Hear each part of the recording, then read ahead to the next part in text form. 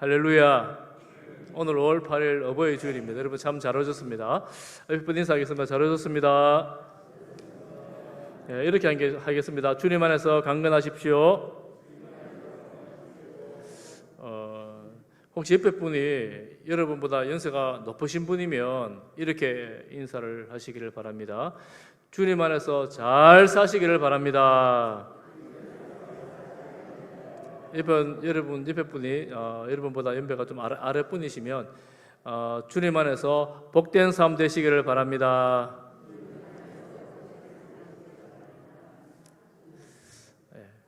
너무나 감사합니다. 오늘 어버이 주일에 함께 우리 또 가족들이 함께 예배드리는 가족이 있는데 너무나 감사하고 또 귀한 날입니다.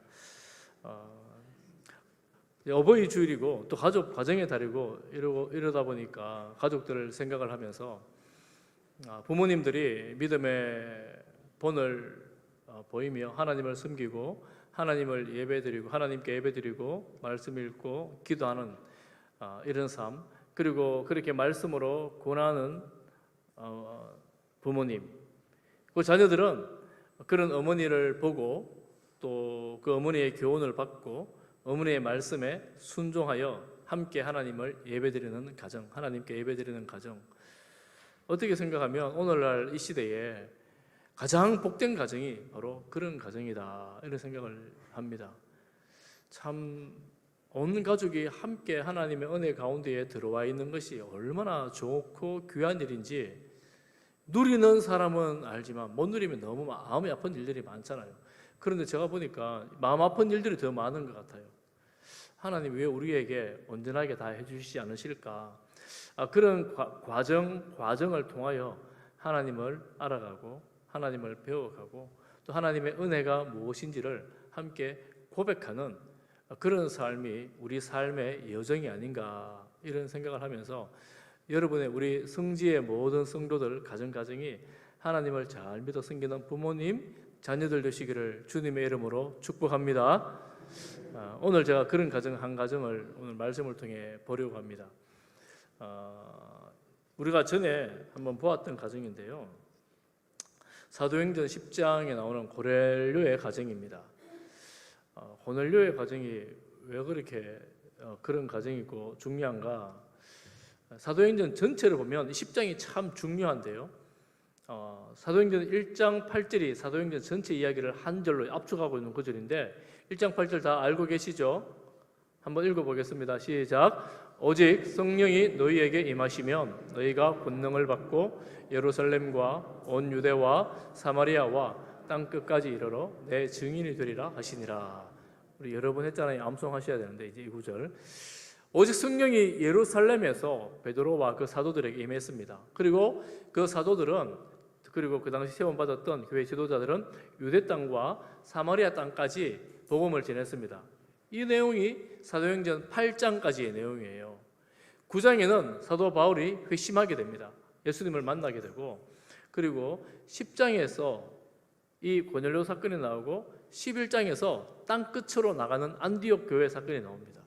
그러면 예루살렘, 유대, 사마리아까지 복음이 전해져서 11장에 땅 끝으로 나가기를 시작하는데 그 중간에 10장이 들어와 있죠.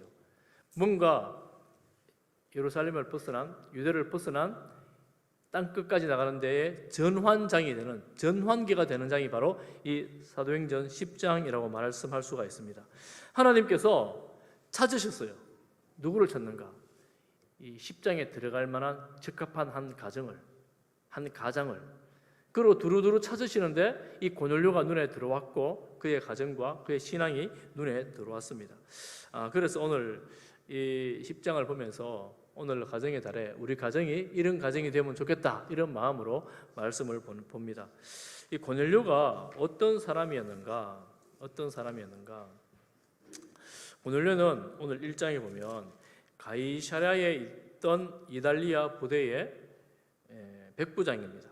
이달리아는 이탈리아죠. 로마의 군대의 백부장입니다. 오늘날 보면 장교입니다. 군인 장교.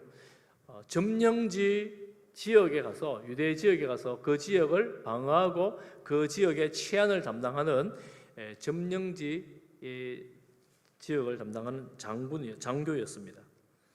가이사랴는 헤롯 대왕이 이제 세운 항구 도시고, 그리고 아구스도 가이사가 명명한 도시입니다. 그 당시 유대 땅의 행정 수도였다고 합니다. 굉장히 발달한 그런 도시였겠죠. 그 도시에 파병을 온, 파병이 합당한 말입니까? 그 도시를 담당하러 온 부대 장교였다는 거예요. 그런데 이름을 이렇게 다 적어놔도 될까요? 독특한 게 그거예요. 여러분, 이 사도행전과 누가복음은 누가가 기록했습니다. 누가가 누구에게 기록한 것일까요? 보낸 편지일까요?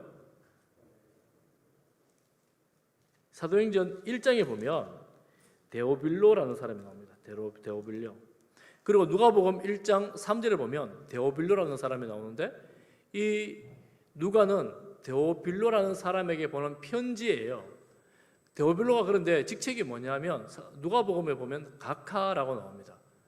그러니까 아마 데오빌로라는 사람은 이 로마가 다스리는 로마 지역이나 혹은 다른 지역에 상당한 지위를 갖춘 그런 관리자라고 볼 수가 있습니다. 그러면 그 관리자에게 가이사랴라는 유대 지역의 수도의 백부장의 이름을 구체적으로 명시해 놓는 것이 상당히 위험한 일 아니겠어요? 지금 당장은 아니지만 조만간 핍박이 시작되는데, 이 문서가 밖으로 나가면 이 지역의 부대장 고넬료, 이 사람은 필히 로마의 문책을 받을 수밖에 없는 그런 상황이 되는데, 이 이름을 아주 구체적으로 상세하게 기록을 해놓았습니다. 왜 그랬을까요? 왜 이렇게 상세하게 이름을 기록해 놓았을까요? 이렇게 생각할 수 있습니다. 데오빌로 각하, 당신이 관심을 가지고 찾아보신다면 이 고넬료라는 사람을 찾아볼 수 있을 것입니다. 이 사람을 한번 찾아보십시오. 확실한 사람입니다. 그가 어떠한 사람인지를 한번 찾아보십시오. 이런 의미가 있습니다. 역사적 사실일 뿐만 아니라 그 당시에도 확인 가능한 그런 인물이었다는 겁니다. 그러면 그가 어떤 삶을 살았기에 이렇게 확실하게 말하고 있는가? 여러분, 10장 2절을 읽었지만 다시 한번 읽겠습니다. 다 같이 봅니다. 10장 2절입니다. 그가 경건하여 온 지방과 더불어 하나님을 경외하며 백성을 많이 구제하고 하나님께 항상 기도하더니. 이제 나왔습니다. 로마인으로 부대의 장교인데 경건한 사람이었습니다. 하나님을 경외하는 사람이었습니다. 그 온 집안이 하나님을 함께 섬겼습니다. 그리고 그뿐만 아니라 유대인들을 구제했던 사람이고 하나님께 기도했던 사람입니다. 여러분, 이거 참 이상한 내용이죠. 어떻게 이 사람이 이렇게 유대인들처럼 하나님을 섬길 수 있었을까? 과정은 나오지 않아요. 그런데 그렇게 이렇게 인정을 하고 있습니다. 그리고 이제 고넬료가 유대인들이 정한 기도 시간에 기도를 합니다. 하나님께서 환상 가운데 그에게 천사를 보내서 이렇게 말씀하죠. 베드로에게 가서 베드로를 청해 말씀을 들으라, 이렇게 말합니다. 그러면서 베드로가 있는 집도 가르쳐 주세요. 그러니까 이 장교가 군인이다 보니까 하나님의 명령을 듣자마자 즉각 순종해서 하인 둘, 군인 한 사람 붙여가지고, 그것도 경건한 사람을 붙여서 베드로에게 보냅니다. 이들이 그 베드로를 만나서 하는 말이 10장 22절에 있습니다. 한 장만 넘기면 있는데 성경 한번 보십시오. 이 하인들이 그의 주인 고넬료를 어떤 사람이라고 소개하는가 하면, 고넬료는 의인이요 하나님을 경외하는 사람이라, 이렇게 소개를 합니다. 그뿐만 아니라 유대 온 족속이 칭찬하는 사람입니다, 이렇게 해요. 의인, 하나님을 경외하는 사람, 유대 온 족속이 칭찬하는 사람. 여러분, 우리나라로 보면 이런 의미예요. 일제강점기 시절에 일본인 군인이 우리나라에 주둔해 있는데, 그 장교가 온 우리나라 조선인들로부터 칭찬을 듣는 사람이다, 이런 말입니다. 여러분, 그것이 가능한 일이겠습니까? 그런데 그 하인들이 그렇게 이 고넬료에 대해서 쓰고 있어요. 특별하지요? 어떻게 이럴 수 있을까? 그런데 보니까 우리나라 대구 근처에도 그런 사람이 있어요. 여러분, 가창 지나서 우럭에 가면 녹동서원이라고 있습니다. 들어보셨죠? 녹동서원에 누구를 기리는 거냐면 김충선이라는 이제 장군을 기리는 그런 서원입니다. 그가 누구냐면 임진왜란 때 우리나라에 일본 군인의 선봉장으로 공격해왔던 사람인데 이름이 보니까 사야가라는 사람이에요. 그 사람이 우리나라에 와서 보고 나서 우리나라를 보고 전쟁을 제대로 해보지도 않고 우리나라로 귀화해버립니다. 그리고 귀화해서 우리나라 군인이 돼서 장교가 돼서 일본군과 임진왜란 때 전쟁을 해요. 그리고 전쟁에 공을 많이 세웁니다. 여러 가지 공을 많이 세웠어요. 그러니까 선조대왕이 그에게 이름을 하사하는데 김충선이라는 이름을 하사합니다. 이 김씨가 김의 김씨라고 하는데 김의 김씨가 많잖아요. 그런데 이 김의 김씨는 다른 거예요. 어떻게 말하느냐 하면 사성 김의 김씨 이렇게 표현하는데 사성이라는 말이 뭐냐면 왕이 하사한 이름이라는 뜻이에요. 그러니까 왕이 이 사람에게 한국인의 이름으로 김씨를 새로 하나 만들어 준 거예요. 그리고 이후에 그 후손들이 그리고 동네 사람들이 그가 이제 마지막에 우룩 지방에 살았다는데 저 가창 우룩에 살았는데 지나서 우룩에 살았는데 이제 다 너무 칭찬을 해서 왕이 하사한 서원이 바로 이 녹동서원입니다. 아주 의미가 있죠. 아주 의미가 있는 서원이죠. 그럼 우리나라 사람에게 칭찬을 듣고 존경을 받는 그런 사람이었습니다. 권현료가 식민지 점령지의 장교를 했으면서 참 어려운 이런 일들을 해서 모든 백성으로부터 칭찬을 들었다 이렇게 말하고 있습니다. 가만히 보면 기도를 하는데 유대인보다 더 열심히 해요. 그러니 유대인들이 존경하지 않겠습니까? 그러니까 그가 로마로부터 받은 그 장교의 권리를 그 힘을 자신을 위해 쓰지 않고 유대인들을 위해 다 써버린 거예요. 유대인들을 힘써 섬기고 구제한 겁니다. 그리고 하나님 앞에서 명령 듣자마자 바로 순종하는 하나님의 군인처럼 그렇게 유대 땅에서 살았습니다. 참 불가능해 보이는데 그렇게 살았어요. 그러니까 하나님이 이 전환기 때에 누구를 사용할까 두루두루 살펴보시다가 이 고넬료가 눈에 딱 들어온 겁니다. 그의 기도를 들으신 거예요. 그래서 천사가 가서 하는 말이 너의 기도와 구제를 하나님이 들으셨다 이렇게 말씀하는 거예요. 사랑하는 성도 여러분, 하나님이 두루 찾으실 때 눈에 드는 성도가 되시기를 축복합니다. 오늘 우리도 마찬가지입니다. 하나님이 두루두루 어디에 내가 쓸 사람을 찾는데 하나님의 눈에 든다면 그 인생이 복받은 인생 아니겠어요? 그런 인생으로 살아갈 수 있기를 간절히 바랍니다. 더 있습니다. 그가 어떻게 해서 하나님의 눈에 이렇게 들 수 있었을까? 하나님께서 베드로에게도 환상을 보여주시는데 어떻게 보여주시는가 하면 타이밍이 아주 절묘합니다. 고넬료가 그 부하들을 베드로에게 보내고 난 뒤에 다음 날이 되었는데 정오쯤에 베드로가 이제 기도하러 올라갔어요. 그때 환상이 나타납니다. 그러니까 하루 차이로 환상을 보여주신 거예요. 하나님 굉장히 급하게 지금 일하고 계시는 겁니다. 그 환상을 보여주시는데 여러분 잘 아는 환상이 있죠. 하늘에서 보자기가 내려오는데 부정한 짐승들 그거 먹으라 그러고 베드로는 저는 부정한 거 못 먹습니다 그러고 3번씩이나 오르다 내리다 하는데 하나님이 그러시죠. 내가 깨끗하게 한 거 너 속되다 하지 마라 이렇게 말씀하시면서 3번의 환상이 끝납니다. 베드로가 이게 무슨 의미인지 몰랐어요. 무슨 의미인지 모르는데 하나님이 그러시죠. 누가 너 찾아올 텐데 그 사람들 따라가라 이렇게 말하죠. 그때 문을 쾅쾅 두드립니다. 쫓아가 보니까 그 사람들이 와 있는 겁니다. 그리고 그 사람을 따라서 이제 함께 고넬료의 집으로 베드로가 출발했어요. 베드로는 출발했는데 고넬료는 뭐 하는가? 여러분 성경을 보십시오. 오늘 앞에 안 나옵니다. 10장 24절에 보면 고넬료가 그의 친척과 가까운 친구들을 모아 기다리더니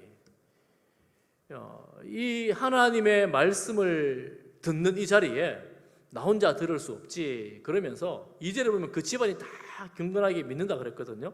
그 집안뿐만 아니라 그의 친척들을 다 불러 모았어요. 그리고 그의 친구들도 불러 모았습니다. 그가 가진 그 권력, 그 영향력으로 불러 모을 수 있는 사람 다 불러 모은 거예요. 왜 그랬습니까?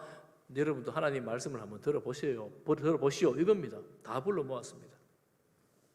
제가 이 말씀을 보는데 우리 교회가 생각났습니다. 우리 교회에 보면 이 명절이나 혹은 부모님들 무슨 절기가 되거나 이러면 여러분 멀리 떠났던 자녀들 집에 오잖아요. 떠났던 자녀들이 다 집에 함께 예배 드리러 교회 오잖아요. 그때마다 얼마나 좋은지. 제가 그때 아니면 그분들을 어떻게 만나겠습니까? 그래서 예배 때 함께 와서 예배 드리고 함께 와서 말씀 듣고 하는 것이 얼마나 좋은지. 여러분 그 심정이 그거 아니에요. 우리가 일이 있을 때마다 가족들이 모일 때마다 명절 때마다 함께 모여 하나님 말씀을 듣고 하나님께 예배드리고 이것이 우리가 마땅히 해야 할 성도의 도리인 줄 알고 하나님께 나가는 것이 얼마나 아름다운 일입니까? 어떤 분들은 그래요.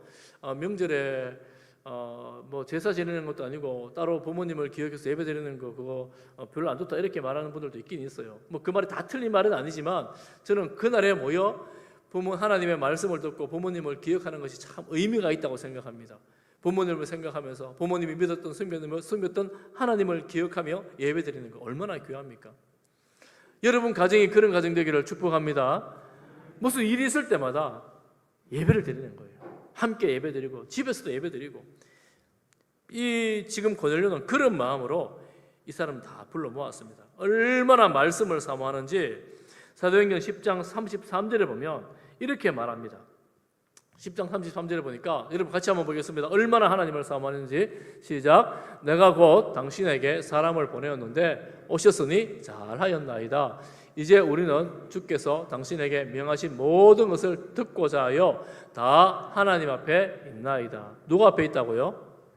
하나님 앞에 있나이다. 하나님 앞에 있나이다. 참 여러분 놀라운 일이지요.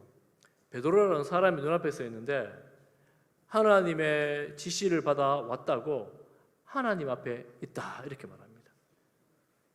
그러고 보니까 그 앞구절에 이 고넬료가 베드로가 집에 들어올 때에 넙죽 엎드려 절을 합니다. 베드로가 깜짝 놀라가지고 무슨 일이냐 나도 사람이다 이러면서 이렇게 서우지요. 그러니까 이 고넬료는 정말 겸손한 사람이었어요. 얼마나 겸손하냐면 점령지를 다스리고 온 치안을 담당하러 온 군인이 그 나라 백성에게 머리를 숙이고 절을 하는 거예요. 여러분 있을 수 있는 일이겠습니까? 또 그 사람이 왔을 때 그 사람을 보고 당신이 하나님인 것처럼 내가 그 앞에 서 있습니다 이렇게 말하는 거예요. 얼마나 하나님 앞에 겸손한지 얼마나 하나님의 말씀을 사모하는지 그 말씀 앞에 납작 엎드리는 겁니다. 그리고 이제 베드로가 설교를 합니다. 설교하는데 첫 말씀이 그거예요. 아하, 하나님은 우리가 유대인이든지 이방인이든지 이것을 보는 분이 아니구나. 외모를 보시는 분이 아니구나. 모두에게 하나님의 말씀이 선포되게 하셨구나라고 이야기하면서 말씀을 시작합니다. 예수 그리스도에 대해서 만유의 주로 오신 예수 그리스도에 대해서 말씀하고 그리고 또한 십자가에 못 박히신 예수님, 부활하신 예수님 그분을 믿을 때에 죄 사함을 받는다는 말씀을 전했을 때에 설교가 끝나기도 전에 그들에게 성령이 임했습니다. 성령이 임할 때 어떤 증거가 나타나는가 하면 46절에 보니까 모인 모든 사람들이 방언을 했어요. 이 방언은 우리가 오늘날 하는 방언하고 좀 다른 차원의 의미가 있습니다. 거기서 무슨 의미냐면 베드로가 오순절날 기도하면서 사도들이 다 방언을 받잖아요.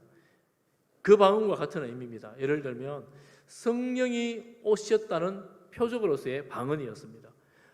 이 바울이 보고 깨달았어요. 아, 지금 이 방언을 하는 이 무리들을 보고 성령이 이 자리에 오셨구나. 즉 이방인에게도 성령이 오셨구나. 그러니 이 사도행전 9장과 10장 사이에 이방인에게로 복음을 전해야 되는 이 사이에 이방인에게도 성령이 부어진 사건을 초대교회 수장이었던 베드로 앞에서 눈으로 확인시켜주는 그런 가정이 바로 이 가정이 된 거예요. 얼마나 의미가 있는지 얼마나 특별한지 놀라게 된 겁니다. 유대인들이 다 놀랐어요. 아니 이들에게도 성령이 오시다니 깜짝 놀랐습니다. 그토록 말씀을 사모하는 그들에게 하나님의 성령을 부어 주셨습니다. 얼마나 놀라운 일인지요.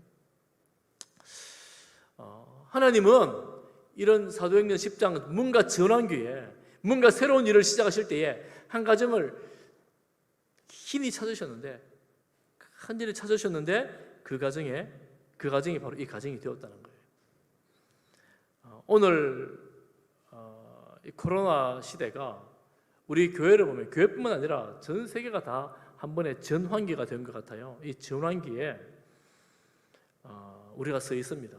방역 지침이 더 순해지고 다음 주부터 우리 교회가 이제 국수를 먹습니다. 여러분 그렇게 기다리던 국수를 이제 먹습니다. 오후 예배를 드릴 거예요. 여러분 사모하는 마음으로 기도하면서 준비하시기를 바랍니다. 근데 걱정이 많아요. 염려가 많아요. 지금 뭐 벌써 먹어도 되나? 식당에 가고 다 드시잖아요, 여러분. 그러니까 문 열어놓고 이제 식사를 하게 됩니다. 그리고 염려를 많이 합니다.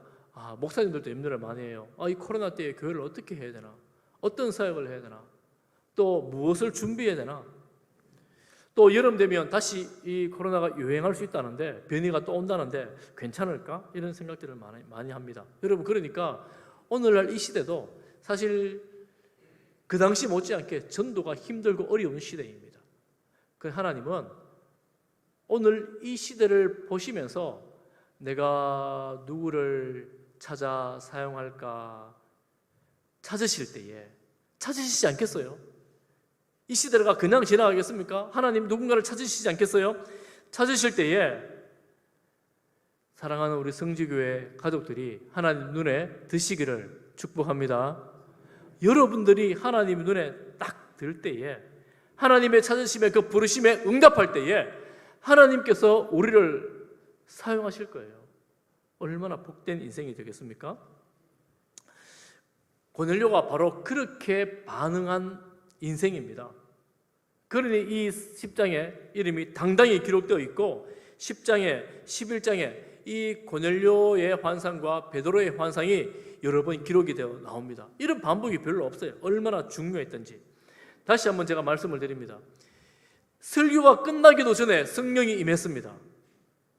무슨 말씀이겠어요? 하나님이 어떻게든 부어주려고 기다리셨고 찾으셨고 준비하고 있었어요. 어떻게든 부어주시려고 준비를 하고 그 열정이 하나님의 열정이 느껴지는 거예요. 그러니 하나님이 로마 군대 장교인데 기도하고 말씀에 순종하고 경건하고 구제하고 이런 사람 그리고 예수 그리스도에 대한 복음을 들은 그 사람에게 바로 부어주시는 거예요. 바로 부어주시는 거예요. 그러니 그 가정이 바로 세례를 받습니다. 왜 세례를 안 주겠나? 세례를 바로 받죠. 이방 선교의 문을 그렇게 열어주셨습니다. 준비된 한 가정을 통하여 이방 선교의 문이 활짝 열리게 되는 겁니다. 저는 말씀을 준비하면서 이런 생각이 듭니다. 우리 교회의 이 가장은 누구인가? 하나님께서 이 전환기에 하나님이 친히 사용하실 우리 교회의 가장은 누구인가? 제가 생각해 보니까 우리 어르신들 같아요. 우리 어르신들. 교회가 그토록 어렵고 힘든 시간을 예배를 지키고 자리를 지키고 어떤 어려움이 있어도 힘든 일이 있어도 주님 앞에 기도하고 말씀 묵상하는 우리 어르신들 하나님 앞에 설 때까지 강건하시기를 축복합니다. 여러분 더 건강하시기를 바랍니다. 하나님께서 여러분들을 통하여 오늘 우리 교회를 이렇게 지켜오신 것 같아요. 얼마나 감사한지. 영적인 가장으로 지금까지 자리를 지켜오신 것이 얼마나 귀한지. 그래서 여러분 우리 어르신들을 하나님께서 사랑하시고 위로하시기를 간절히 소망합니다. 또 있습니다. 여러분의 가정의 가장은 누구입니까? 우리 교회의 가장이 우리 어르신들이었다면 여러분 가정의 가장은 누구입니까? 고넬료가 그 가정의 가장이 되어 그 가족과 친구들과 친척들까지 하나님 앞으로 이끌어냈던 것처럼 여러분 가정의 가장은 누구입니까? 혹시 그렇다면 아이고 우리 집은 예수님 믿는 사람이 별로 없어요. 우리 부모님은 아직 예수님 믿지 않아요. 그런 가정이 있을 거예요. 그런 가정이 있죠. 지금도 우리 부모님들 다 계시지 않아요. 그런 가정이 있죠. 이름 한번 보십시오. 베들레헴에서 살던 엘리멜렉의 가족이 흉년이 들자 모압으로 이주를 합니다. 이주를 했어요. 그런데 모압에 가서 엘리멜렉도 죽고 그 두 아들이 기르온 말론이 다 죽어버렸어요. 남은 사람이 나오미, 그리고 남은 사람이 떠나가지 않는 룻 하나 남았습니다. 그렇게 남았어요. 그리고 나오미는 이야 안 되겠다, 이래 살다 못 살겠다, 우리 고향으로 돌아가자. 그러면서 다시 베들레헴으로 돌아옵니다. 그 며느리 룻과 함께 돌아옵니다. 여러분, 그 가정의 영적 가장이 누구입니까? 누구 같습니까? 다 잃어버린 것 같지만 나오미, 룻의 시어머니 나오미가 영적 가장이 되어 다시 돌아오는 거예요. 다시 돌아오는 거예요. 가장이 사라진 게 아닙니다. 가장의 역할이 바뀌었을 뿐입니다. 영적인 가장이 누구인가? 또 있습니다. 여러분, 바울이 빌립보 지역을 선교하러 갔을 때에 마땅히 선교할 자리를 찾지 못해서 강가로 나갔습니다. 강가로 나가니까 여인들이 기도를 하고 있어요. 그런데 마침 루디아라는 여인의 마음의 문을 하나님께서 열어주셨습니다. 그리고 빌립보 교회는 그 여성 사업가 루디아의 집에서 시작이 됩니다. 그 온 가족이 루디아로 인하여 다 세례를 받고 믿음을 가지게 됩니다. 여러분, 그 루디아의 집안의 영적 가장이 누구입니까? 두말하면 잔소리죠. 루디아죠. 그녀로 말미암아 온 집안이 다 예수님을 믿게 되는 거예요. 또 있습니다. 여러분, 사도행전 16장에 보면 감옥에 간수가 나옵니다. 그 당시 로마인들이 감옥의 간수가 예수님을 믿을 리가 없잖아요. 어떻게 믿겠어요? 그런데 놀랍게도 하나님은 바울을 통하여서 그 가정에 간수가 예수 그리스도를 만나게 되고 믿게 됩니다. 그러니 그 가정의 모든 가족들이 전부 다 그 아버지를 인하여 세례를 다 받고 믿게 됩니다. 그 가정의 가장은 누구입니까? 그 간수였던 그가 아니겠습니까? 한 가정을 더 볼까요? 여러분, 디모데의 집안의 영적인 가장은 누구일까요? 디모데 집안의 영적인 가장은 누구일까요? 디모데는 어디서부터 믿음이 시작됐다고 말합니까? 외조모 로이스, 외할머니로부터 그 집의 믿음이 시작됩니다. 그리고 그의 어머니 유니게.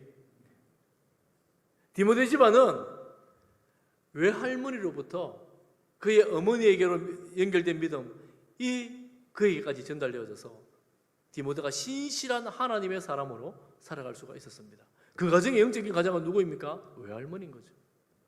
사랑하는 성도 여러분, 여러분 가정의 영적인 가장은 누구입니까? 여러분, 우리 성도들의 가정이, 여러분의 가정이 하나님의 손에 쓰임받기를 사모하면서 하나님께서 돌보시고 인도하시는 가정이 되기를 바라면서 이 전환기의 시대에 두루두루 찾으실 때에 하나님 우리 가정을 보시고 귀하게 여기시고 사용하실 것을 기대하면서 누가 영적인 가정이 되어야 되겠는가? 저는 축복합니다. 이 자리에 계신 여러분들이 영적 가장 되시기를 축복합니다. 여러분이 영적 가장이에요. 누구보다도 하나님을 사랑하며 섬기는 여러분들, 하나님의 말씀을 듣고 말씀에 순종하기를 바라는 여러분들, 또 하나님 말씀 가운데 살아가기를 사모하는 여러분들이 영적인 가장들입니다. 하나님께서 예수 그리스도를 믿는 우리들에게 이미 성령을 부어주셨어요. 성령을 다 주셨어요. 우리가 성령 받은 성도로서 영적인 가장들입니다. 여러분, 1902년도에 우리나라에 유명한 사람 세 사람이 태어났어요.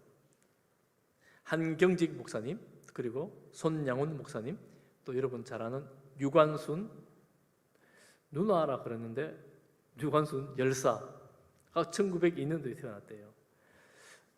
참 감사한 게 이분들이 한국 교회 출신이라는 게 너무 감사해요. 교회가 이분들을 품고 교회를 통해 이분들이 이름이 나타났다는 게 감사해요. 여러분 한경직 목사님, 손양원 목사님, 유관순 열사가 한국 사회에 미친 영향은 또 얼마나 큽니까? 그런 그 시대에 정말 하나님의 사람으로 하나님 말씀을 가지고 하나님을 바라보며 살아감으로 이 사회에 얼마나 많은 영향을 끼쳤습니까?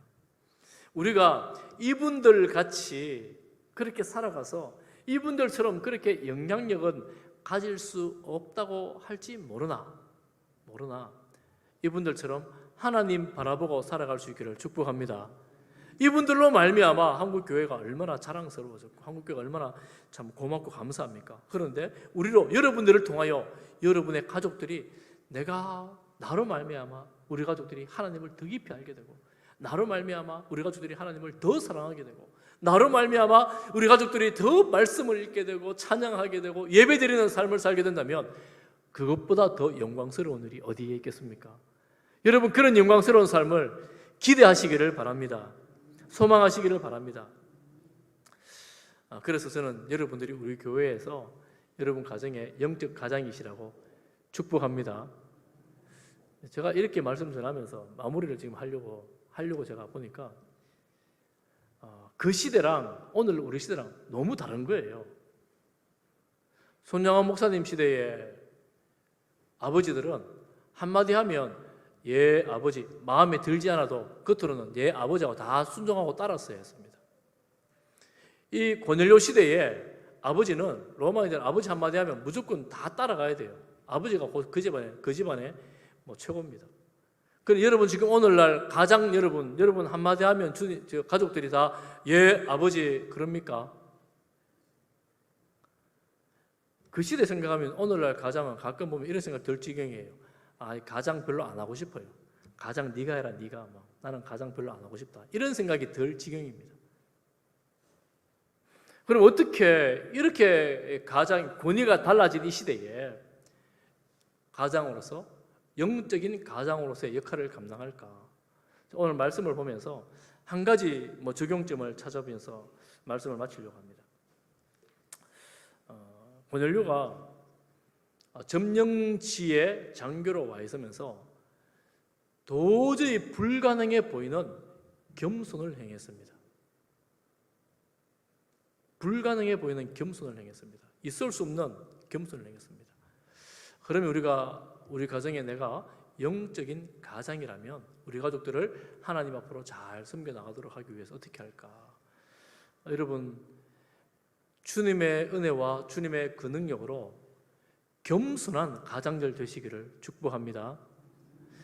할아버지, 할머니, 아버지, 어머니, 아들, 딸, 손자든 누구든 우리 가족들에게 가장 겸손한 자세로 지극한 사랑의 헌신으로 섬길 때에 내가 원하고 바라는 그때가 아닐지 모르지만 우리 자녀들이, 우리 가족들이 하나님 앞에 함께 예배드리는 가족들로 세워지게 될 것입니다.